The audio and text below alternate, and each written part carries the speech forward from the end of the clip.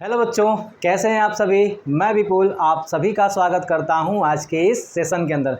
बच्चों, आज का जो सेशन है बहुत ही धमाकेदार होने वाला है, क्योंकि आज हम सीखने जा रहे हैं भूगोल के अंदर अक्षांश और देशांतर रेखाओं के बारे में, जो कि बहुत ही महत्वपूर्ण हो सकता है आपके ज्योग्राफी के लिए बच्चों। ठीक है, क्योंकि अगर आपको ज्योग्राफी समझना है, आपको मैपिंग को समझना है, तो देशांतर और अक्षांश रेखाओं के बारे में समझना बहुत ही ज़रूरी है। और यहाँ से एग्ज़ाम में क्वेश्चन भी बहुत ज़्यादा पूछा जाता है। तो आइए स्टार्ट करते हैं अक्षांश और देशांतर रेखाएं बच्चों। ठीक है ना। तो आप याद रखिएगा कि जो अक्षांश और देशांतर रेखाएं होती हैं बाबू, यहाँ पे वे कुछ जो है पृथ्वी पे काल्पनिक रेखाओं के समान होती हैं बच्चों। ठीक है, याद रखिएगा ये एक काल्पनिक रेखा है। मतलब ये है बच्चों कि ये रेखाएं कहीं दिखाई नहीं देती हैं बच्चों। ठीक है, तो आइए सबसे पहले हम यहाँ पे एक मैप बना करके देखने का प्रयास करें, क्योंकि अगर हम ज्योग्राफी पढ़ रहे हैं और मैपिंग ना करें बच्चों तो मज़ा नहीं आएगा यहाँ पे। ठीक है ना। अगर हम यहाँ पे बच्चों पृथ्वी लेते हैं और मान लेते हैं कि यहाँ पे ये एक पृथ्वी है, और पृथ्वी में बच्चों हम देखने जा रहे हैं कौन सा, पहले अक्षांश रेखा। ठीक है, पहले हम यहाँ पे देखेंगे अक्षांश रेखाओं के बारे में, और जब अक्षांशों के बारे में पढ़ लेंगे उसके बाद हम देखेंगे देशांतरों के बारे में बच्चों। ठीक है ना। अब एक बात याद रखिएगा, अगर आपसे कोई पूछेगा अक्षांश रेखाएं क्या हैं, तो आपको सीधे सीधे कहना है कि भूमध्य रेखा से ध्रुवों की तरफ मापी गई कोणीय दूरी को ही हम कहते हैं अक्षांश रेखाएं बच्चों। ठीक है ना। तो ज़रा ध्यान में देखेंगे आप लोग कि यहाँ पे अगर आपको पृथ्वी दिख रहा है, तो पृथ्वी के बीचों बीच जो एक रेखा होती है बच्चों, उसको कहते हैं भूमध्य रेखा। याद रहेगा, उसको जीरो देशांतर भी कहते हैं, भूमध्य रेखा भी कहते हैं, और यहाँ पर इसे विषुवत रेखा भी कहते हैं। इसको 3 नाम से जानते हैं, तो याद रखेंगे यहाँ पे हम लोग। ठीक है, इसे जो है हम लोग क्या कहेंगे, विषुवत रेखा। ठीक है बच्चों, इसे कहेंगे विषुवत रेखा बच्चों। ठीक है ना, इसको विषुवत रेखा भी कह सकते हैं। इसे हम लोग जीरो अक्षांश या शून्य अक्षांश भी कह सकते हैं। ठीक है ना, शून्य अक्षांश। ठीक है बच्चों, शून्य अक्षांश भी कह देंगे। इसी को ही बच्चों हम लोग क्या कह देंगे यहाँ पे, भूमध्य रेखा। ठीक है, भूमध्य रेखा। याद रखिएगा इस सारी चीज़ों को। ये तीनों जो है बच्चों एक ही का नाम है। अगर आपसे कोई पूछेगा विषुवत रेखा किसे कहते हैं, शून्य अक्षांश किसे कहते हैं, या भूमध्य रेखा किसे कहते हैं, तो आपको सीधे सीधे बताना है कि एक ऐसी रेखा जो पृथ्वी को क्षैतिज रूप में 2 बराबर भागों में बांटती है। ठीक है ना। यहाँ देखिएगा क्षैतिज रूप में क्या करे, 2 बराबर भागों में पृथ्वी को बांट दे रही है। इस वजह से क्या है, यहाँ पे हम कह सकते हैं कि भूमध्य रेखा है, या शून्य अक्षांश या विषुवत रेखा इसका नाम रखते हैं बच्चों। ठीक है, और सारे अक्षांशों की गणना हम यहीं से करते हैं। याद रखेंगे पहले तो हमें एक बात पता चल गई कि पृथ्वी को बीचों बीच काटने वाली जो रेखा होती है उसे क्या कहते हैं, विषुवत रेखा कहते हैं बच्चों। याद रखेंगे यहाँ पे विषुवत रेखा। जैसे कि मान लीजिए अगर यह पृथ्वी है, अगर बच्चों ये पृथ्वी है, तो पृथ्वी के बीचों बीच जो रेखा काटती है, देखेंगे आप चारों तरफ ये दिया गया आपको। ठीक है ना, ये चारों तरफ दिया गया है, इसको हम क्या कहते हैं, विषुवत रेखा कहते हैं। देखिए सामने से देखने पे ये विषुवत रेखा दिखती है, लेकिन एक्चुअल में इसका नाम जो है बच्चों विषुवत वृत्त है। क्यों विषुवत वृत्त है बच्चों, क्योंकि आप देखेंगे ये चारों तरफ क्या है, वृत्त का निर्माण कर रही है। देख रहे हैं आप यहाँ पे ये वाली रेखा से आप देखिएगा ये क्या कर रही है। मान लीजिए अगर ये पृथ्वी है, ये सामने वाली रेखा क्या कर रही है, समान भागों में बांट रही है, और ये जो है एक वृत्त की भांति कार्य कर रही है बच्चों। ठीक है ना, ये रेखा क्या है बच्चों, एक वृत्त की भांति है। तो बहुत सारे लोग यहाँ पे इसको विषुवत वृत्त भी कहते हैं, क्योंकि सामने से देखने पे क्या लग रहा है, विषुवत रेखा लग रहा है, लेकिन मैंने जब आपको दिखाया गोला करके तो पृथ्वी गोल है, इसलिए हमें क्या दिखाई देता है, एक वृत्त के आकार का दिखाई देता है, इसलिए हम कहते हैं विषुवत वृत्त भी कहते हैं इसको। ठीक है बच्चों, अब जो है इसके थोड़ा सा ऊपर जाएंगे तो आप देखेंगे बच्चों कि ये वाला जो पार्ट है वो क्या कहलाता है, इसको कहते हैं उत्तरी गोलार्ध। क्या कहते हैं, उत्तरी गोलार्ध। याद रखेंगे बच्चों, उत्तरी गोलार्ध कहेंगे। नीचे वाले भाग को कहते हैं दक्षिणी गोलार्ध। ठीक है ना, दक्षिणी गोलार्ध बच्चों। याद रखना है सारी चीज़ों को, यहाँ पे एक एक पॉइंट मैं आपको बताने वाला हूँ। ठीक है, कुछ भी आपका यहाँ से नहीं छूटेगा बच्चों। तो यहाँ पे याद रखेंगे विषुवत रेखा के ऊपर क्या है, उत्तरी गोलार्ध है, नीचे क्या है बच्चों, दक्षिणी गोलार्ध है। तो इन चीज़ों को आपको याद में रखना है बच्चों। ठीक है, अब 2 महत्वपूर्ण रेखाओं को और देखते हैं।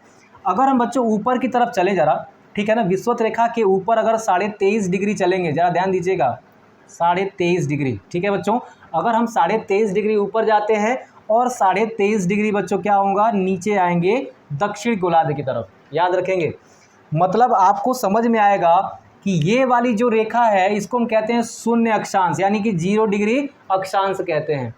इससे अगर आप एक एक अंश बढ़ते बढ़ते बढ़ते बढ़ते अगर 23 यानी 23.5 पहुँच गए आप, ठीक है ना, 23.5 अंश अगर आप पहुँच जाएंगे तो उस रेखा को हम क्या कहते हैं बच्चों?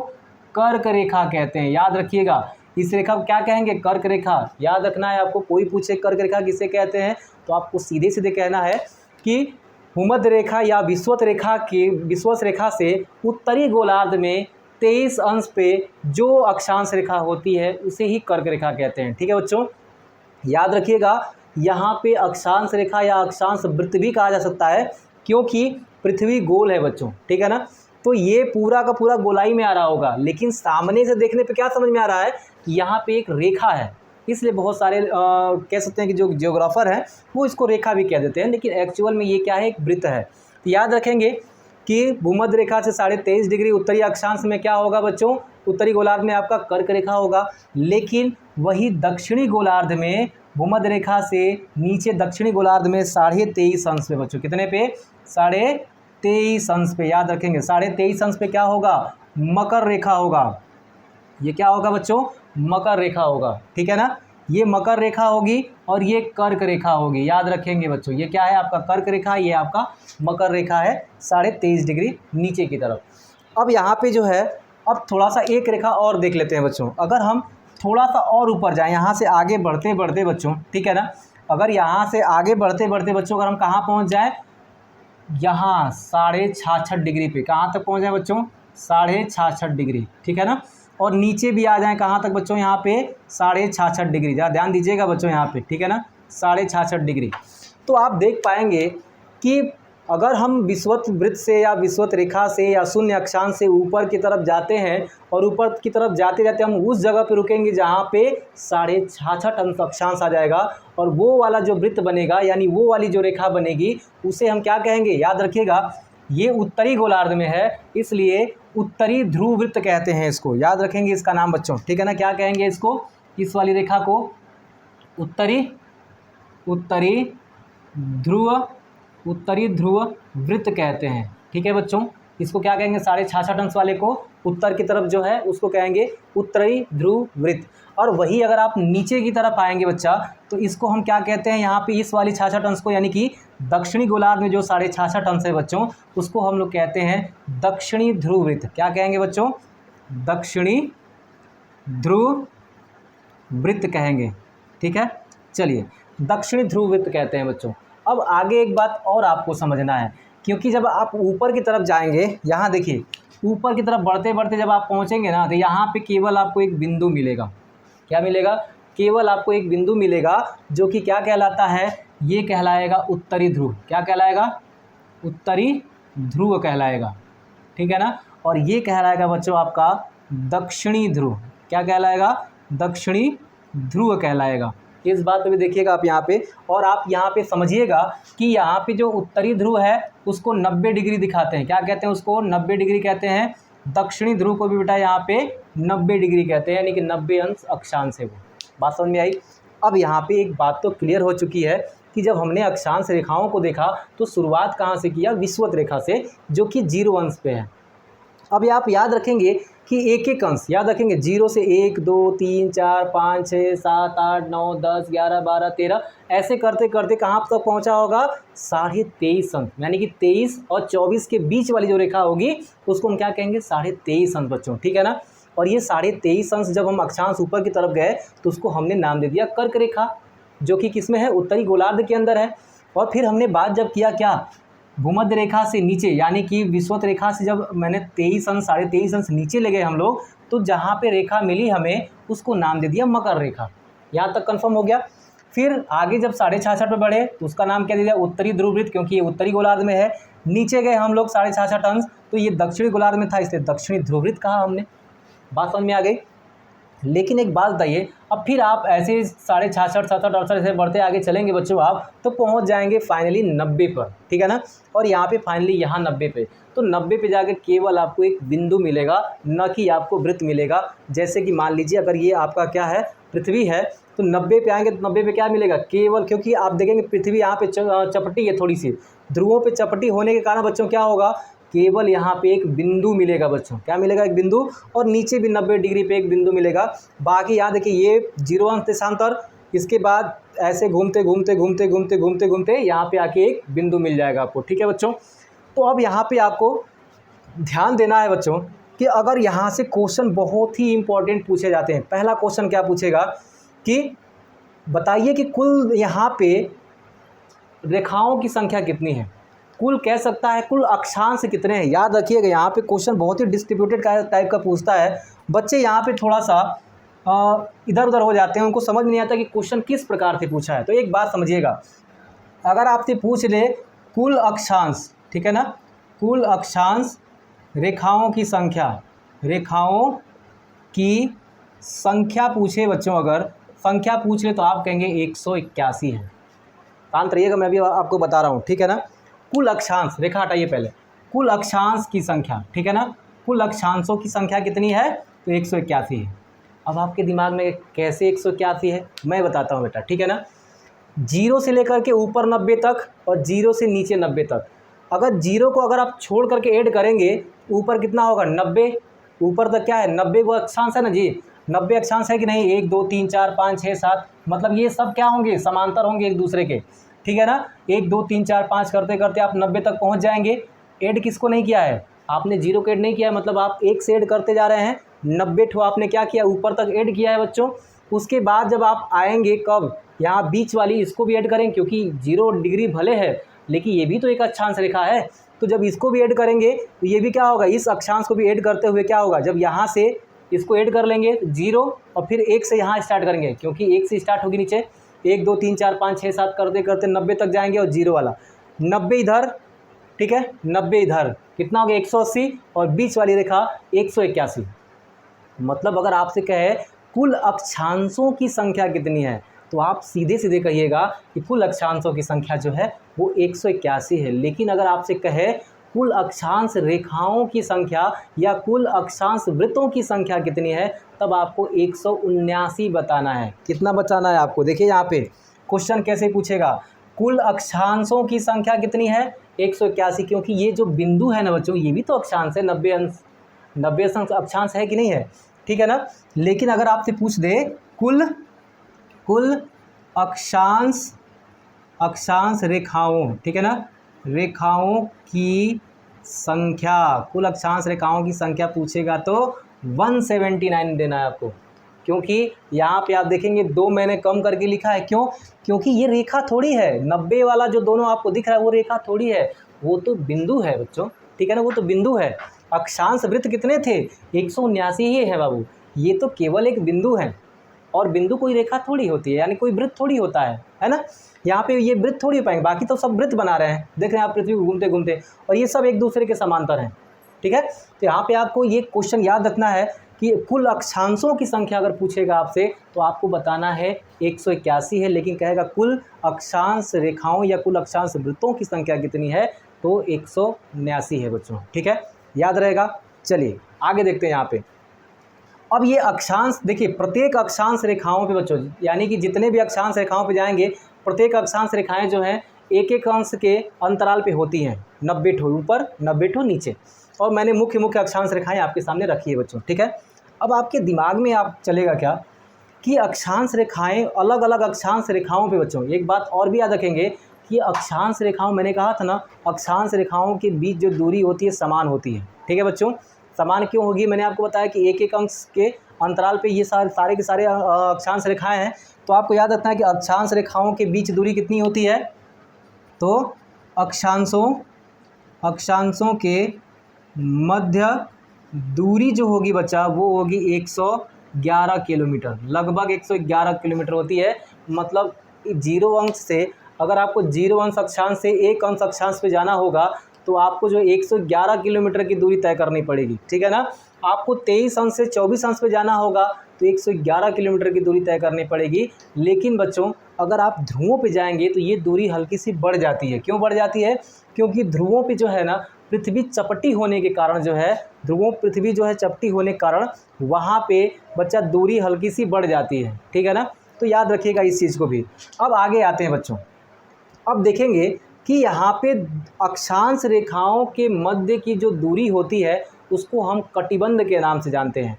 दो अक्षांश रेखाओं के बीच जो दूरी होती है उसको हम कटिबंध के नाम से जानते हैं। और उन्हीं कटिबंधों के आधार पे जो है हम यहाँ पे जलवायु का अलग अलग जलवायु को बांटते हैं बच्चों। याद रखेंगे आप, अक्षांश रेखाओं का दो तरह से यूज होता है बच्चों। एक तो जलवायु को बांटने में और दूसरा यूज होता है बच्चों रात और दिन की अवधि में बच्चों, ठीक है ना, रात और दिन की अवधि में, याद रखेंगे। लेकिन अगर आपसे क्वेश्चन पूछेगा कि रात और दिन होने का कारण क्या है, तो पृथ्वी का अपने अक्ष पे झुके होने के कारण जो है बच्चों वो रात दिन होता है, ठीक है ना। या फिर आप कह सकते हैं कि जो पृथ्वी घूर्णन करती है उसके कारण रात दिन होता है। लेकिन आपको एक बात याद रखनी है कि रात दिन की अवधि मतलब कभी आप देखेंगे कहीं किसी अक्षांश पे, अगर जाड़े के दिन में आप देखते होंगे बच्चों कि जाड़े के दिन में जो रातें होती हैं वो लंबी होती हैं, और लेकिन आप देखेंगे दिन जो है बहुत छोटा होता है। लेकिन वहीं गर्मी के दिन में जो दिन होता है वो ज़्यादा बड़ा होता है रात की तुलना में, वो भी मैं आपको बताऊंगा। तो मतलब आप देखेंगे बच्चों कि कर्क रेखा और मकर रेखा वाले स्थान को बेटा हम क्या कहते हैं, कहते हैं उष्ण कटिबंध। क्या कहते हैं इसको, कर्क रेखा से लेकर के मकर रेखा तक ये पूरी जो दूरी है बच्चों यहाँ तक, ये देखिएगा आप, ये पूरी दूरी क्या कहलाएगी आपकी, ये कहलाएगी उष्ण कटिबंध, ठीक ना, उष्ण कटिबंध बच्चों, याद रखिएगा, ऊपर भी और यहाँ भी उष्ण कटिबंध। उष्ण का मतलब क्या होगा बच्चा, उष्ण का मतलब होता है गर्म, ठीक है बच्चों, उष्ण का मतलब होता है गर्म। मतलब कर्क और मकर रेखाओं के मध्य जो है गर्मी बहुत भयानक होगी, ठीक है बच्चों, बहुत भयानक गर्मी होगी और आर्द्रता भी यहाँ पे बहुत अच्छी खासी रहती है बच्चों, ठीक है ना। और आप देखेंगे कि ये उष्ण कटिबंधी वन का मतलब यहाँ पे उष्ण कटिबंधी जो कह सकते हैं जो यहाँ पे जलवायु है वो कहाँ पाई जाएगी, 23.5 अंश के बीच में, मतलब कर्क रेखा और मकर रेखा। यहाँ देखिएगा कर्क और मकर रेखा के बीच में जो पूरी की पूरी जगह पाई जाती है, पूरी की जो पट्टी पाई जाती है बच्चों, वो उष्ण कटिबंधीय वन की पाई जाती है, सॉरी उष्ण कटिबंधी पाई जाता है बच्चों, ठीक है ना। यानी कि जो जलवायु है उष्ण कटिबंधीय जलवायु है यहाँ का, यानी कि गर्म जलवायु है और आर्द्रता बहुत ज़्यादा होगी। दूसरी चीज़, इन्हीं क्षेत्रों में जो है आपको उष्ण कटिबंधीय वर्षा वन भी मिलते हैं बच्चों, ठीक है ना, जो कि क्या होते हैं, अति घने होते हैं। और घने इसलिए होते हैं क्योंकि यहाँ पे पानी की मात्रा हमेशा रहती है। अगर आप देखेंगे कि भूमध्य रेखा के पास जो दिन और रात की अवधि होती है बच्चों वो बराबर होती है, ठीक है ना, क्योंकि देखिए जितना ही आप ऊपर की तरफ जाएंगे, जितना ही बच्चों ऊपर की तरफ बढ़ते जाएंगे, दिन की अवधि कम होती जाती है, रात की ज़्यादा होती जाती है, ठीक है ना। वैसे नीचे की तरफ, यानी कि अगर आप ऊपर की भूमध्य रेखा से जितना ऊपर जाएंगे जलवायु ठंडी होती जाएगी, भूमध्य रेखा से जितना नीचे आएंगे जलवायु ठंडी होती जाएगी। यानी आप कह सकते हैं कि जो अक्षांश रेखाएं हैं बच्चों वो कहीं ना कहीं जलवायु को भी बांटने का काम करती हैं, ठीक है। तो ये वाला जो कर्क और मकर रेखा के बीच है उसको उष्ण कटिबंध हमने कहा। और बच्चा अगर देखेंगे आप कि कर्क रेखा और यहाँ पे देखेंगे उत्तरी ध्रुव वृत्त के बीच क्या होता है, तो होता है बच्चों शीतोष्ण कटिबंध बच्चों, ठीक है ना। यहाँ पे क्या होता है, शीतोष्ण, ठीक है, यहाँ देखिएगा शीतोष्ण, शीतोष्ण कटिबंध। अभी याद रखिएगा, अभी बीच में जो कुछ छूट रहा है उसको भी बताएंगे, ठीक है ना। शीतोष्ण कटिबंध कहते हैं, यानी यहाँ भी नीचे क्या होगा, 23.5 से नीचे जाएंगे तो क्या होगा, शीतोष्ण होगा, ठीक है ना, शीतोष्ण कटिबंध होगा। ये मैं एनसीईआरटी के अकॉर्डिंग बताने चल रहा हूँ बच्चों, ठीक है ना। बाकी और भी कुछ बताऊँगा। देखिए यहाँ पे इसको कहते हैं बच्चा शीत कटिबंध। क्या कहते हैं, शीत कटिबंध कहते हैं, याद रखेंगे। और नीचे भी क्या होगा, शीत कटिबंध, ठीक है ना, कटिबंध होगा बच्चा, ठीक है। ज़रा ध्यान दीजिएगा यहाँ पे, यानी कि ये वाला कर्क रेखा और मकर रेखा के बीच क्या है, उष्ण कटिबंध है। और यहाँ देखेंगे कि 23.5 से 66.5 अंश क्या है ऊपर, शीतोष्ण कटिबंध है। शीतोष्ण का मतलब ये होता है कि हल्की शीत भी है और हल्की से उष्ण का मतलब गर्म भी है, ठीक है, उसको कहते हैं शीतोष्ण कहते हैं, ठीक है बच्चों। तो यहाँ पे शीतोष्ण कटिबंध, तो यहाँ भी 23 से 66 के बीच क्या होगा, शीतोष्ण कटिबंध। यहाँ 66 से 90 अंश के बीच शीत कटिबंध होता है, क्योंकि सूर्य की किरणें यहाँ पे बहुत ही तिरछी पहुँचती हैं और कह सकते हैं कि 6 महीने दिन और 6 महीने का रात ध्रुवों पे होता है, ठीक है ना। ध्रुवों पे 6 महीने का दिन 6 महीने का रात होता है, जिसकी वजह से सूर्य की किरणें यहाँ पे बहुत ज़्यादा देर तक नहीं रहने पाने के कारण क्या होता है, बर्फ़ जम जाता है और अत्यधिक ठंडा पड़ता है बच्चों, ठीक है ना। यहाँ पे वनस्पतियाँ भी नहीं पाई जाती हैं क्योंकि वहाँ की जलवायु बहुत कठोर है, इसलिए जैव विविधता के दृष्टिकोण से जो है ये बहुत ही विरल क्षेत्र है बच्चों, ठीक है। तो आप इसे भी याद रख सकते हैं। अब ज़रा ध्यान दीजिएगा, अगर हम एनसीईआरटी के अकॉर्डिंग चलना चाहें, ठीक है ना, तो ये सारे आपको मैंने बता दिए, लेकिन कुछ चीज़ें यहाँ पे मैं आपको लिखवाना चाहूँगा कि अगर आपके दिमाग में जो कन्फ्यूज़न होगा वो दूर हो जाएगा, क्योंकि यहाँ पे जो है उपोष्ण कटिबंध भी आता है। ये उपोष्ण कटिबंध कहाँ पे आता है, ज़रा ध्यान से सुनिएगा। मैंने आपको बताया बच्चों यहाँ पे कि जीरो से लेकर के, ठीक है ना बच्चों, जीरो से लेकर के, जीरो अक्षांश से लेकर के बच्चों 23.5 अंश, ठीक है बच्चों, 23.5 अंश कहाँ पे, उत्तर और दक्षिण दोनों में। याद रखेंगे उत्तर और दक्षिण दोनों में क्या होता है बच्चों, आपका ये हो जाएगा आपका कौन सा, तो उष्ण कटिबंध बच्चों, ठीक है ना, 23.5। क्योंकि बच्चा अगर हम देखेंगे यहाँ पे जो उपोष्ण कटिबंध का जो कंसेप्ट है ना, वो भी बहुत इंपॉर्टेंट है, ठीक है ना, वो भी बहुत इंपॉर्टेंट है। तो आप 23.5 ना कह के यहाँ पे 30 कह लीजिएगा, क्योंकि यहाँ पे देखिएगा मैंने आपको ये एनसीईआरटी के अकॉर्डिंग लिखवाया है। बाकी और जो विद्वान कहते हैं उसको ज़रा ध्यान दीजिएगा, 0 अंश से लेकर के 30 अंश तक जो है बच्चों उसको कहते हैं उष्ण कटिबंध, ठीक है ना। फिर जो है 30 अंश से लेकर के 45 अंश तक जो है बच्चों उसको कहते हैं उपोष्ण, क्या कहते हैं, उपोष्ण कटिबंध कहते हैं। और 45 अंश से लेकर के 60 अंश तक जो होता है उसे शीतोष्ण कहते हैं बच्चों, क्या कहते हैं, शीतोष्ण कटिबंध कहते हैं, ठीक है बच्चों, कटिबंध कहते हैं। और 60 के बाद वाला जो है ना, 60 से लेकर के जो 90 वाला है बाबू, उसको हम लोग शीत कटिबंध कहते हैं, क्या कहते हैं, शीत कटिबंध कहते हैं, ठीक है। ये मैंने यहाँ पे उत्तर दक्षिणी डाला है, यानी उत्तर भी जाएंगे तो भी और दक्षिण भी जाएंगे तो भी ये क्रम आपका आने वाला है बच्चों, ठीक है ना। यानी ये क्रम जो है आपका रहने वाला है, इसको आप ज़रा ध्यान दीजिएगा, ठीक है बच्चों, ये क्रम रहने वाला है, ठीक है। तो यहाँ पे आप ध्यान देंगे। अच्छा ये इसको जरा एक बार बना लीजिएगा, ये 66 है, ठीक है बच्चों, 66 अंश है, 45 से 66 और ये 66 से 90। तो यहाँ पे ये चीज़ों को भी आप ध्यान में रखेंगे, ठीक है ना, कि 0 से 30 तक जो होगा उष्ण कटिबंध, 30 से 45 तक उपोष्ण, 45 से 66 शीतोष्ण और 66 से 90 तक शीत कटिबंध। ये मैंने जो आपको लिखवाया है ये एनसीईआरटी के अकॉर्डिंग है, ठीक है ना। बाकी और सारे जो विद्वान मानते हैं इन कटिबंधों को भी, वो भी मैंने आपको लिखवा दिया कि जो अलग विद्वान हैं उनको कैसे इस कटिबंधों को रखते हैं, तो आप इसे भी याद रखेंगे बच्चों, ठीक है। तो चलिए यहाँ पे मैंने जो है आपको जितनी भी सारी चीज़ें बताई इसमें अक्षांशों में बहुत इंपॉर्टेंट है। अब जो है एक प्रश्न और लिखिएगा जो कि एग्ज़ाम में आपसे पूछा जाता है बच्चों, ठीक है ना। और एग्ज़ाम में क्या पूछा जाता है, याद रखिएगा कि कर्क रेखा और मकर रेखा के मध्य जो सूर्य होता है बच्चों वो लंबवत होता है, याद रखेंगे।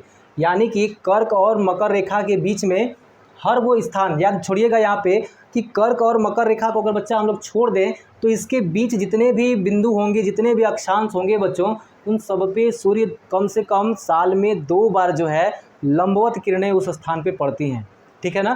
कर्क और मकर रेखा को छोड़ देंगे तो, यानी इसके और इसके बीच हर बिंदु पे सूर्य जो है वर्ष में 2 बार लंबवत उसकी किरणें पड़ती हैं बच्चों, ठीक है ना।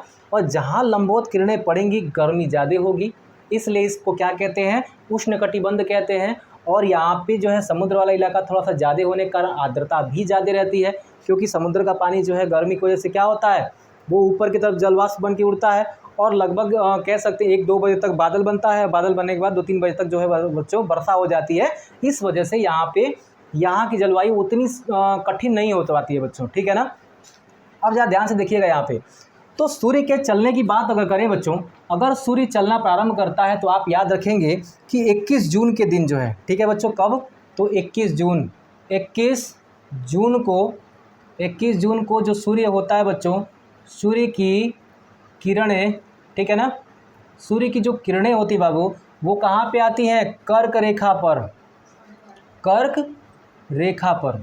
याद रखेंगे जो सूर्य की किरणें हैं बच्चों वो कर्क रेखा पर 21 जून को लंबवत पड़ती हैं। और जब 21 जून को लंबवत पड़ती है ना, तो यहाँ पे क्या है, उत्तर भारत समेत या कह सकते हैं 23.5 डिग्री के ऊपर 30 अंश तक जो है बच्चों बहुत भयानक गर्मी पड़ती है, ठीक है ना, बहुत भयानक गर्मी पड़ेगी। और कर्क रेखा हमारे भारत से होकर के गुजरती है, ये भी आप याद रखेंगे, बहुत भयानक गर्मी पड़ती है बच्चों, ठीक है ना। इसलिए आपको याद रखना 21 जून को सूर्य की किरणें कर्क रेखा पे लंबवत होती हैं। अगर आपसे पूछेगा कि जब वो 21 जून से वापस लौटती हैं बच्चों तो कहाँ पहुँचती हैं, जब 21 जून से वापस लौटेगी तो फिर यहाँ पहुँचे भूमध्य रेखा पे, और भूमध्य रेखा से धीरे धीरे पहुँचते पहुँचते फिर मकर रेखा पे पहुँचती है।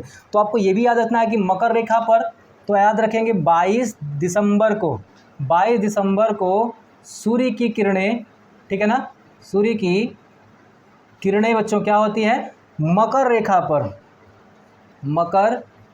पर लंबवत होती हैं। ठीक है बच्चों, लंबवत होती हैं। ठीक है, याद रखेंगे। तो पूछ सकता है मकर रेखा पर कब जो है सूर्य की किरणें लंबवत होती हैं, तो 22 तारीख को यानी 22 दिसंबर को। अब आपको ये देखेंगे कि जब इधर से सूर्य की किरणें चलना स्टार्ट की होंगी तो एक बार यहाँ भी लंबवत पड़ी होंगी, फिर आगे जाना करके फिर जब लौटी होंगी तो क्या होगा, यहाँ फिर से एक बार जो है लंबवत आएंगी। मतलब विषुवत रेखा पर 2 बार सूर्य की किरणें जो होंगी वो लंबवत होंगी, और 2 बार लंबवत होने के कारण विषुवत रेखा पे दिन और रात की अवधि समान होती है, और इस कंडीशन को विषुव कहते हैं बच्चों। क्या कहते हैं, विषुव कहते हैं। याद रखेंगे, विषुव कहेंगे, इक्विनॉक्स कहते हैं बच्चों। ठीक है ना, विषुव। देखिए यहाँ पे विषुव जो है बच्चों कब कहते हैं, तो याद रखिएगा 2 बार सूर्य की किरणें जो है भूमध्य रेखा पे लंबवत पड़ती हैं, और 2 बार किस दिन पड़ती हैं बच्चों, याद रखना है 21 मार्च और 23 सितंबर। ठीक है ना, 21 मार्च व 23 सितंबर बच्चों। 21 मार्च और 23 सितंबर को सूर्य की किरणें जो है वो भूमध्य रेखा पर, याद रखेंगे कहाँ पे, भूमध्य रेखा पर। ठीक है बच्चों, यहाँ जहाँ ध्यान दीजिएगा, भूमध्य रेखा पर लंबवत पड़ती हैं। ठीक है ना, लंबवत पड़ती हैं। ठीक है बच्चों, अब जरा ध्यान दीजिएगा, ये क्या कंडीशन कहलाता है, विषुव की कंडीशन कहलाती है। और विषुव की कंडीशन के लिए आप ध्यान देंगे तो 21 मार्च वाले को जो है ना, इसको ग्रीष्म विषुव कहते हैं। ठीक है बच्चों, क्या कहेंगे, ग्रीष्म विषुव कहेंगे, ग्रीष्म विषुव कहते हैं। और 23 सितंबर वाले को शरद विषुव कहते हैं बच्चों, शरद विषुव कहते हैं। इसको भी आप नोट डाउन करते चलिएगा, शरद विषुव कहते हैं बच्चों। ठीक है, तो अब एक बात और यहाँ पे ऐड कर लीजिएगा कि जब 21 जून को सूर्य की किरणें बच्चों कर्क रेखा पे लंबवत होती हैं तो नॉर्वे में आधी रात के समय सूर्य कुछ देर के लिए दिखाई देता है बच्चों। ठीक है ना, नॉर्वे में आधी रात को सूर्य कुछ देर के लिए दिखाई देते हैं। कब, जब 21 जून को कर्क रेखा पे सूर्य की किरणें लंबवत होती हैं। याद रखिएगा, नॉर्वे में क्या है, मध्य रात्रि में। ठीक है ना, मध्य रात्रि में क्या होता है, सूर्य दिखाई देता है बच्चों, सूर्य दिखाई देता है। याद रखेंगे बाबू, यहाँ पे सारी चीज़ें लिख के रखिएगा। 21 जून के दिन जो है मध्य रात्रि में सूर्य जो है दिखाई देते हैं। तो यहाँ तक जो है आपको मैंने पूरा का पूरा कंडीशन बता दिया है। अब देखते हैं आगे। ठीक है ना, देशांतर रेखाओं पे चलेंगे बच्चों। ठीक है बच्चों, चलिए मैं इसे मिटाता हूँ और फटाक से आ जाते हैं देशांतर रेखाओं पे। इन सबको आपको नोट करना है, जो भी अक्षांश से क्वेश्चन बन सकती थे वो सारी मैंने क्वेश्चन आपको यहाँ पे कवर करने का प्रयास किया है बच्चों। ठीक है ना, अब थोड़ा सा आ जाते हैं देशांतर रेखाओं के अंदर। एक बार इसका जो है आप स्क्रीनशॉट ले लीजिएगा, ताकि मैं इधर से जो अगर मिटाऊंगा बच्चों तो कोई आपको दिक्कत नहीं आएगी। ठीक है ना, चलिए एक बार आप जो है ना इसका आप लोग स्क्रीनशॉट ले लेंगे बाबू। ठीक है, अब मैंने आपको जो ये पूरा ब्रॉड जानकारी देने का प्रयास किया है, केवल कारण ये है कि आप अपने एग्ज़ाम में जब भी बैठें तो आपको कहीं से भी कोई क्वेश्चन छूटता नज़र ना आए। ठीक है ना, चलिए अब मैं इस कटिबंध को ज़रा मिटा देता हूँ बच्चों।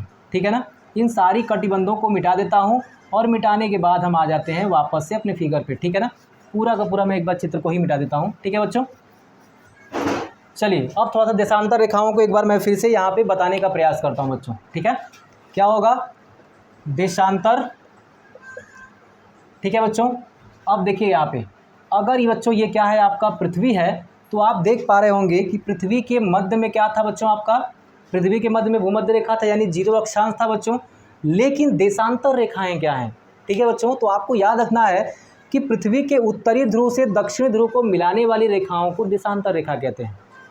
दक्षिणी ध्रुव से उत्तरी ध्रुव को मिलाने वाली जो रेखाएं हैं बच्चों, उनको क्या कहते हैं, यहाँ पे देशांतर रेखा। मैंने आपको कहा था ये कौन सा ध्रुव है बच्चों, ये है उत्तरी ध्रुव है बच्चों। ठीक है ना, ये क्या है आपका दक्षिणी ध्रुव है, तो याद रखेंगे आप इसको।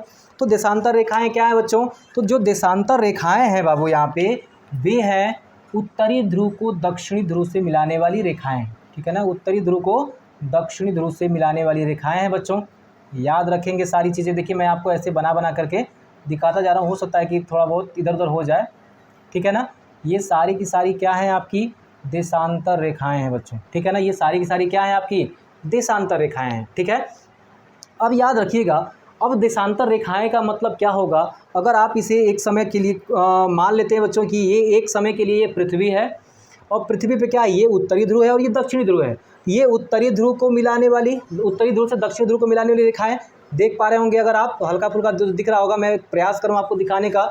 देख पा रहे होंगे बच्चों, ये सब क्या है आपकी, ये सारी की सारी देशांतर रेखाएं हैं बच्चों, ठीक है ना, ये सारी की सारी देशांतर रेखाएं। लेकिन आप देख पा रहे होंगे कि यहाँ से जो देशांतर रेखा, तो यहाँ पे जो है आप देख पा रहे हो ये कि सारी की सारी जो यहाँ पे देशांतर रेखाएं हैं बच्चों, वो कहीं से भी एक नहीं है, ठीक है ना। मतलब वो स्टार्ट होती हैं उत्तरी ध्रुव से और खत्म हो जाएंगी आकर के दक्षिणी ध्रुव पे बच्चों, ठीक है ना। तो आप यहाँ पे देख सकते हैं कि जीरो, क्योंकि आपको देखना होगा कि जहाँ से भी आप देशांतर रेखाओं को देखेंगे पता ही नहीं चलेगा कौन सी पहली है यहाँ पे, क्योंकि पृथ्वी गोल है। कहीं से भी पहली आपको नहीं समझ में आ रही कौन सी पहली देशांतर रेखा है, किसको पहला माने, किसको जीरो अंश माने। तो आप याद रखेंगे कि वाशिंगटन डीसी के अंदर 22 अक्टूबर 1984 के दिन वैज्ञानिकों का एक सम्मेलन बैठता है और वहाँ पे एक निर्णय लिया जाता है बच्चों कि जो हमारा जीरो देशांतर होगा वो होगा ग्रीनविच वेधशाला। जो ग्रीनविच वेधशाला से होकर के जो देशांतर गुजर रही है उसी देशांतर को हम मान लेंगे जीरो देशांतर। यानी कि जो सम्मेलन हुआ था वो कहाँ हुआ, वाशिंगटन डीसी में हुआ था बच्चों, ठीक है ना, वाशिंगटन डीसी में हुआ था, ठीक है ना, डीसी में हुआ था।